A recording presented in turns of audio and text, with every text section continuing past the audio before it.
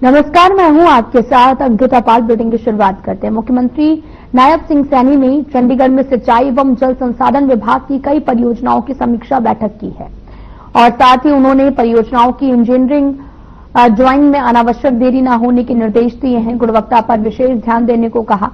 उन्होंने कहा कि दादोपुर से हमीदा हेड तक नई समांतर लाइन चैनल और WJC का आधुनिकीकरण 274.87 करोड़ रुपए की लागत से किया जा रहा, जिसका आपको बताते चले कि जिसका 81% कार्य पूरा हो चुका है। हरियाणा सरकार इन मेगा प्रोजेक्ट के समय पर क्रियान्वयन के लिए प्रतिबद्ध है, जो राज्य की जल सुरक्षा और कृषि स्थिरता के लिए महत्वपूर्ण है।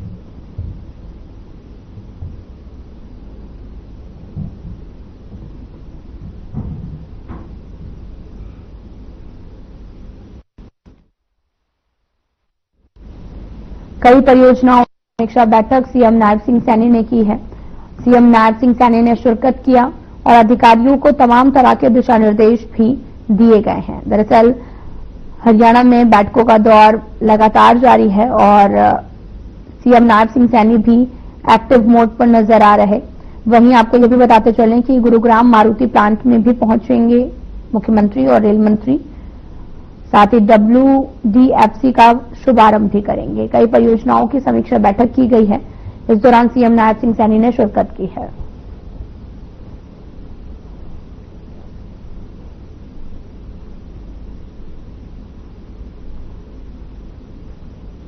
पंचकुला में आयोजित अखिल भारतीय महापौर परिषद की 115वीं बैठक का आयोजन किया गया।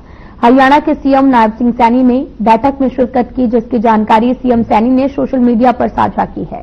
सीएम सैनी ने लिखा कि बैठक में सहभागिता का अवसर मिला।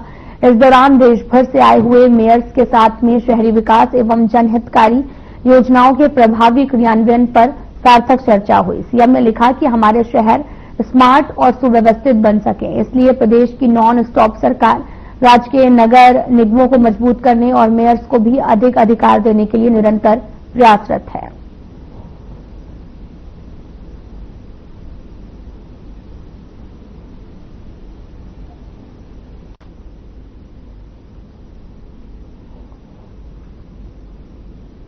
हरियाणा के कैबिनेट मंत्री अनिल विज का बयान सामने आया। उन्होंने कहा कि प्रदेश के ट्रांसपोर्ट अधिकारियों की वर्कशॉप का आयोजन किया गया है। भारत सरकार ने सभी विभागों को पारदर्शी समय पर लोगों की सुविधा के लिए चलाने के लिए डिजिटल इंडिया कार्यक्रम शुरू किया है। उसी के तहत ई ट्रांसपोर्ट कार्यक्रम का आयोजन किया गया। विज ने आगे क्या कुछ कहा, आपको सुनाते हैं। जनगणना के लिए हमारी सरकार पूरी तरह से तैयार, प्रदेशों से लेकर केंद्र तक।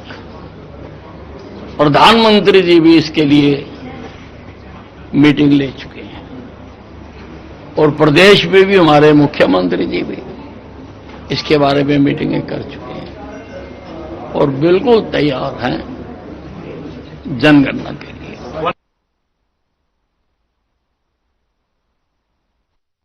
कुरुक्षेत्र के कस्बा शाहाबाद में शराब ठेकेदार शांतनु की गोली मारकर हत्या कर दी गई है।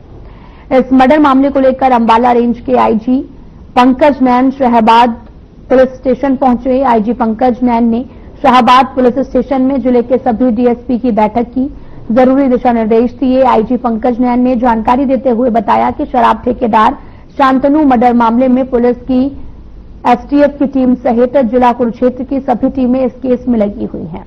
पुलिस की टीम आरोपियों के बिल्कुल करीब पहुंच चुकी है। जल्द ही आरोपियों को गिरफ्तार कर लिया जाएगा। साथ ही उन्होंने ये भी कहा कि अंबाला रेंज में किसी को भी कानून हाथ में नहीं लेने दिया जाएगा और इस प्रकार की वारदात तो बिल्कुल भी बर्दाश्त नहीं की जाएगी।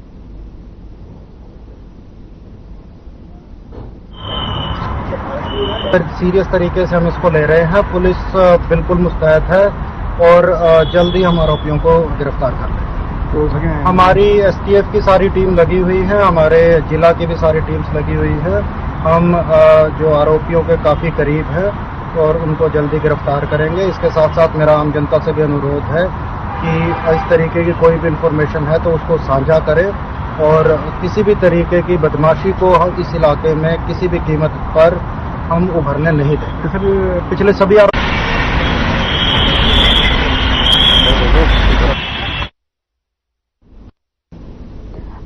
नारनौद से है, जहां पर करंट लगने से एक युवक की मौत हो गई है।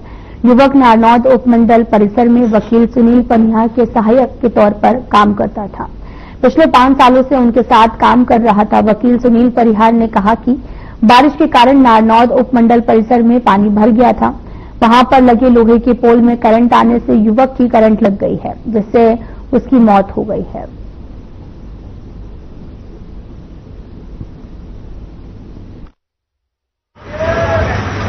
एक पेशेंट है मंजीत नाम से, यहाँ पे लगभग 35 इयर्स की एज है। ये यहाँ पे लेके आया गया स्टिच नारनौद में, और ये यहाँ का तहसील का इंसिडेंट लग रहा है। बताया जा रहा है तहसील के अंदर एक इंसिडेंट हुआ है, जहाँ पे इनके परिजनों ने ये हिस्ट्री दी है कि करंट लगने से इनकी।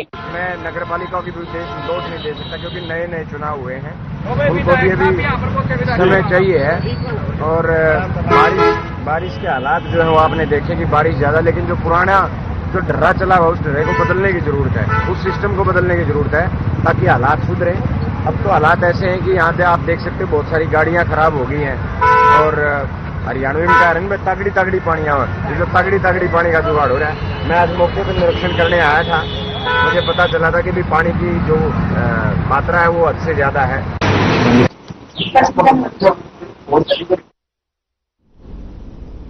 सिरसा में 12 जून से 26 जून तक नशा मुक्त भारत पखवाड़ा मनाया जा रहा है। इस अभियान के तहत जिला पुलिस खेल गतिविधियों के माध्यम से युवाओं को नशे से दूर रखने के लिए प्रोत्साहित कर रही है। पुलिस अधीक्षक ने अधिकारियों को दिशा निर्देश दिए।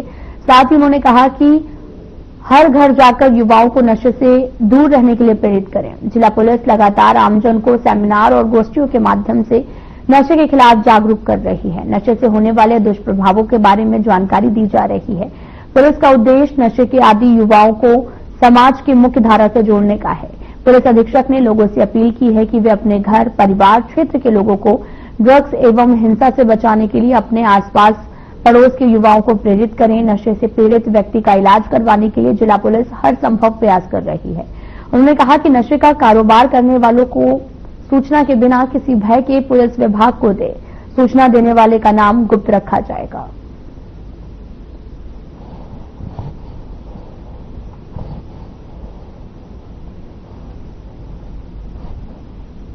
युवाओं को नशे से दूर रखने के लिए तमाम तरह के अभियान चलाए जाते हैं और लगातार चलाए भी जा रहे हैं। इस दौरान पखवाड़ा अभियान चलाया गया।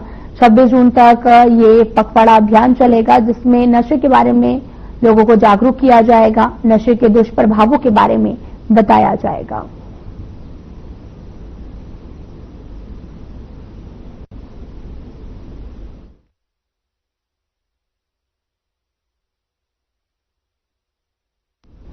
ई दिशा केंद्र सिरसा में केंद्र और प्रदेश सरकार की 11 साल की योजनाओं के लिए प्रदर्शनी का आयोजन किया गया है। इसमें बतौर मुख्य अतिथि कैबिनेट मंत्री कृष्ण बेदी ने शिरकत की है। कृष्ण बेदी ने कहा कि इस प्रदर्शनी के माध्यम से लोगों को केंद्र और प्रदेश की जन कल्याणकारी योजनाओं के बारे में जानकारी मिलेगी। केंद्र और प्रदेश सरकार ने हर वर्ग के उत्थान के लिए कार्य किए हैं। संकल्प से सिद्धि अभियान के तहत इन कार्यों की जानकारी देने के लिए जनता के बीच जाएंगे। सरकार की जन कल्याणकारी योजनाओं को अवगत भी करवाएंगे।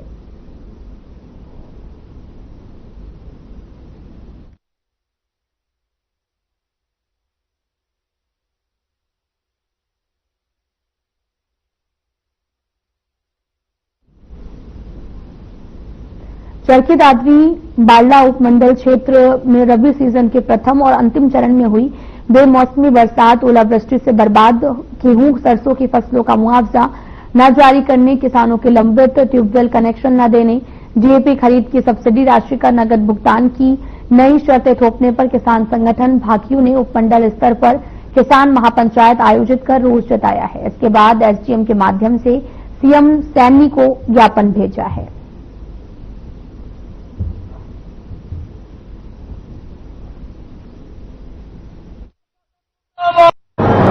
आज भारतीय किसान यूनियन और इलाके के काफी किसान आए हुए थे। इनमें 3 मुख्य मांगें रखी गई हैं किसानों की तरफ से। पहली मांग तो ये है कि जब फरवरी और मार्च में जो ओलावृष्टि हुई थी कुछ दर्जन भर गांवों में, उसकी मेन मुख्य मांग है कि भाई किसानों को जल्द से जल्द मुआवजा दिया जाए, जो कि मुआवजा अभी तक बकाया है। और जिला प्रशासन के बड़े उच्च अधिकारी भी उन्होंने मौके का मुआयना किया, लेकिन वो मुआवजा अब तक नहीं मिला। एक मेन मुख्य कारण ये।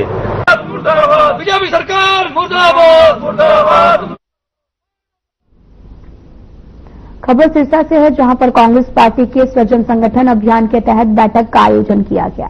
बैठक में एआईसीसी के पर्यवेक्षक क्रिस्टोफर तिलक और कांग्रेसी नेता शमशेर सिंह गोगी विशेष रूप से उपस्थित रहे। बैठक में पर्यवेक्षक क्रिस्टोफर तिलक ने कांग्रेस अध्यक्ष मल्लिकार्जुन खड़गे और नेता प्रतिपक्ष राहुल गांधी का संदेश कार्यकर्ताओं तक पहुंचाया। उन्होंने कहा कि कांग्रेस पार्टी के संगठन को मजबूत करने के लिए सभी कांग्रेसी कार्यकर्ताओं को एकजुट होकर कार्य करना होगा। साथ ही उन्होंने कहा कि जिलाध्यक्ष की नियुक्ति के लिए कार्यकर्ताओं की राय लेने आए। ये फैसला कार्यकर्ताओं की राय पर आधारित होगा, ताकि जिलाध्यक्ष ऐसा हो जो संगठन को मजबूती दे सके। बैठक में सभी कार्यकर्ताओं ने पर्यवेक्षक से मुलाकात कर अपनी राय रखी है।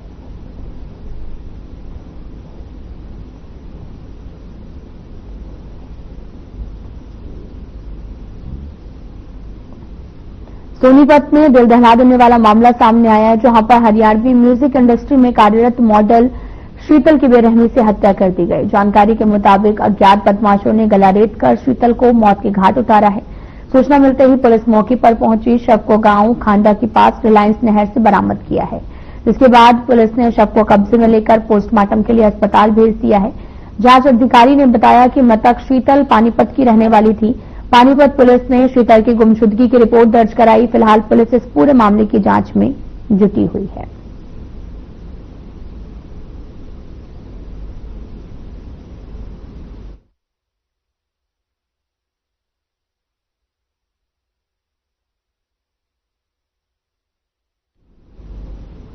कुरुक्षेत्र पुलिस ने वाहन चोरी रोकने के लिए कदम उठाए हैं।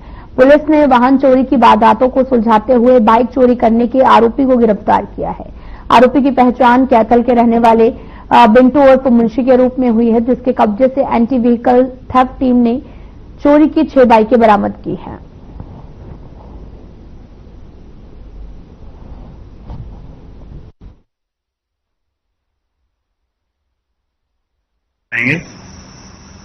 मोटरसाइकिल चोरी की बढ़ रही घटना को मद्देनजर रखते हुए श्रीमान पुलिस अधीक्षक कुरुक्षेत्र द्वारा एबीटी टीम को कुछ विशेष दिशा निर्देश दिए गए हैं, जिसके अकॉर्डिंग हम अपना कार्य करेंगे और उसमें सफलता प्राप्त करेंगे।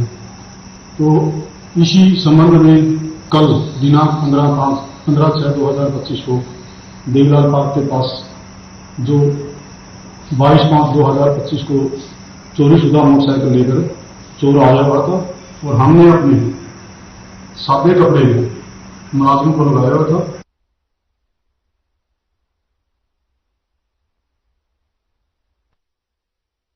रेवाड़ी के गांव भगवानपुर के ग्रामीण जिला सचिवालय पहुंचे, जहां उन्होंने केंद्रीय राज्य मंत्री राव इंद्रजीत सिंह और उनकी बेटी और हरियाणा की स्वास्थ्य मंत्री आरती राव के खिलाफ जमकर नारेबाजी की है। ग्रामीणों का आरोप है कि राव इंद्रजीत ने 200 बेड का सरकारी अस्पताल खोलने का आश्वासन देकर पंचायत की 10 एकड़ भूमि के सरकार के नाम करवा लिया है, लेकिन अब ये अस्पताल इनके गांव भगवानपुर में न खोलकर दूसरे गांव शहबाजपुर में बनाने का फैसला लिया गया, जो पूरी तरीके से गलत है। ग्रामीणों ने जिला उपायुक्त को ज्ञापन सौंपकर समस्या के समाधान की अपील की।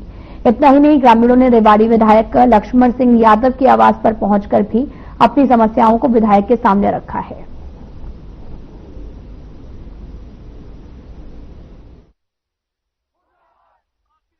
ये तो वही बता पाएंगे, लेकिन ये दूर की बात हो गई। बताएंगे तो वही बन पाएगा कि नहीं, लेकिन लोग जनता तो ये जान रही है कि ये हर बार यही कह के फिर चले जाते हैं, होता जाता कुछ है नहीं। और बड़ी बात ये है कि ये संगठन कहाँ से मजबूत करेंगे। आज 8 महीने हमारी ये विधानसभा बने हो गई। हम जी 200 बेड की उसके के लिए आए थे मिलने के लिए इंद्रजीत से कि हमारी जमीन हमने पानी के लिए दी है, तो हमारे 200 बेड वाली जमीन हमें हॉस्पिटल बननी चाहिए यहाँ। लेकिन उन्होंने मिलने से भी मना कर दिया, 5 मिनट का टाइम भी नहीं दिया। क्या कहा उन्होंने? पहले तो ये कहा, बोले भाई नहा धोकर आ रहे हैं, 5 मिनट रुको। उसके बाद उन्होंने बोला कि मैं मिलना नहीं चाहता। पहले क्या कहा था? उन्होंने हम पीए से बात करी थी, बोले 5 मिनट रुको वो आ रहे हैं। हम 200 बेड हॉस्टल के बारे में आए यहाँ पे।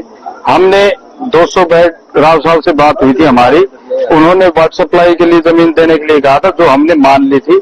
उन्होंने इसके एवज में 200 बेड हॉस्टल देने का भी कहा था और उन्होंने करा भी दिया था। हमारा दोनों वाटर सप्लाई का केस और हॉस्टल का केस। और हम अपने गांव के अड़ाव के अंदर हमारे जमीन दे दो, हमें 10 किला दे दो वाटर सप्लाई के लिए, जो गांव के शहर के लिए, और 200 का हाँ उसको हॉस्पिटल के लिए दिया था, लेकिन हॉस्पिटल तो वहां भेज दिया शहबाजपुर।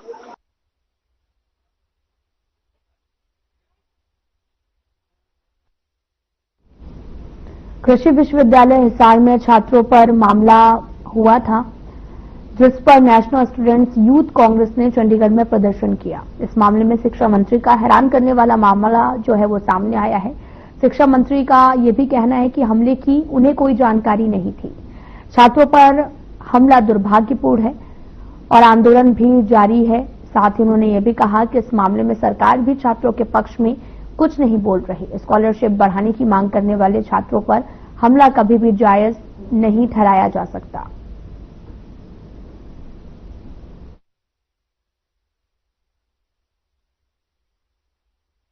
ये तो हमेशा ही होता है, जब से बीजेपी का राज बना है कभी मिलने नहीं दिया।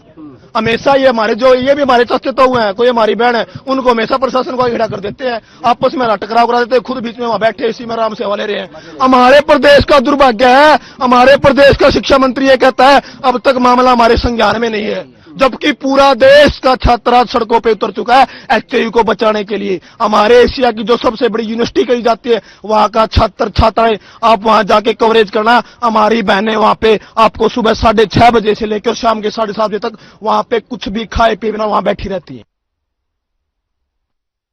पुंडरी विधानसभा के गांव कौल में स्थित चौधरी चरण सिंह हरियाणा कृषि विश्वविद्यालय कॉलेज के प्रांगण में सैकड़ों छात्र छात्राओं ने धरना प्रदर्शन कर विश्वविद्यालय के उप कुलपति और विश्वविद्यालय प्रशासन के खिलाफ जमकर नारेबाजी की है।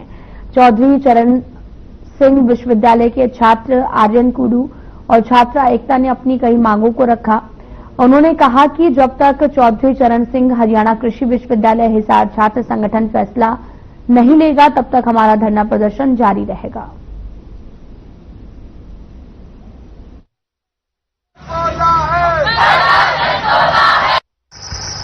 सर, समस्या हम लोग ना एक शांतिपूर्वक प्रोटेस्ट पे बैठे हैं। हमने कुछ डिमांड्स रखी थी जो मतलब अथॉरिटीज ने वो हमारा पास किया था स्कॉलरशिप को लेकर। स्कॉलरशिप पहले 75% बच्चों को मिलती थी, अब उन्होंने 25% का वो क्राइटेरिया कर दिया है। तो हमारी डिमांड है कि जो स्कॉलरशिप पहले जैसे मिलती थी वैसे ही की जाए, क्योंकि जिस हिसाब से उन्होंने क्राइटेरिया किया है उस हिसाब से बहुत सारे बच्चे हैं वो पढ़ नहीं पाएंगे, क्योंकि स्कॉलरशिप हमारे लिए बहुत इंपॉर्टेंट है। दूसरी बात, पहले एलटीवी की सीट ऐसे थी कि एक गाँव को जिनका उन्हें वो कर रखी है, लैंड डोनेट कर रखी है, उनको 5 सीट मिलती थी कि बीएससी में 3 मिलेंगी और एमएससी में मिलेगी, ऐसे मिलती थी कि तीनों कैंपस में मिलेगी बीएससी में। अब उन्होंने ये कर दिया है कि सिर्फ 1 टाइम सीट मिल सकती है, कि आप 1 टाइम यूज कर सकते हैं। अगर आपने बीएससी में कर ली तो आप एमएससी में यूज नहीं कर सकते। सर, 10 तारीख को विश्वविद्यालय में जो बच्चे अपनी मांगे रख रहे थे पूरी अथॉरिटीज के सामने, तो उनके साथ बहुत दुष्व्यवहार किया गया। तो हम चाहते हैं कि उनके अगेंस्ट कार्रवाई हो और जो सिस्टम ये पूरा है जो खराब हुआ है, बच्चों की मांगे पूरी हो और जो वीसी सर है उनको हटाया जाए ताकि बच्चों को न्याय मिल सके। वीसी सर को क्यों हटाने की मांग?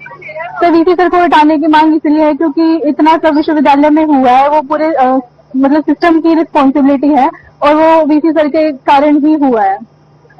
मैं आर्यन कुंडू और मैं चौधरी चरण सिंह हरियाणा एग्रीकल्चर यूनिवर्सिटी का एक छात्र हूं और हम यहाँ इस धरने पर हमारी छात्र पूरी यूनिटी है उसके अकॉर्डिंग हम अपनी डिमांडों को लेकर यहाँ पे प्रदर्शन धरने पर बैठे हैं, ताकि हमारी जो मांगे हैं, मुख्यतः मांगे हैं, उनको जल्द से जल्द पूरा किया जाए। जो प्रशासन, हमारा जो यूनिवर्सिटी प्रशासन है, जो हमारे बच्चों के ऊपर जो अन्याय कर रहा है उसकी जवाबदेही दे और जो इसके असली दोषी है। हमारी मुख्यतः मांगे ये है कि जो हमारे वाइस चांसलर है, उन्होंने जिसके नेतृत्व में ये जो कार्य हो रही है यूनिवर्सिटी में, जो बच्चों के ऊपर हमले हुए हैं या फिर जो उनकी डिमांड थी उनको पूरा ना करने पर जो भी ये इतने दिनों से धरना चल रहा है, तो उसके बिहार पर उनको रिजाइन देंगे। मुख्य मांग अभी तो ये है, जो हमारे हिसार सीनियर्स वगैरह है, जो हमारे स्टूडेंट्स वगैरह है, उन्होंने जो मुख्यतः एक एप्लीकेशन जारी की है जिसमें हमारी मुख्यतः मांगे हैं कि वीसी का रेजिग्नेशन हो और जो भी दोषी है उनके ऊपर सख्त से सख्त कार्रवाई हो।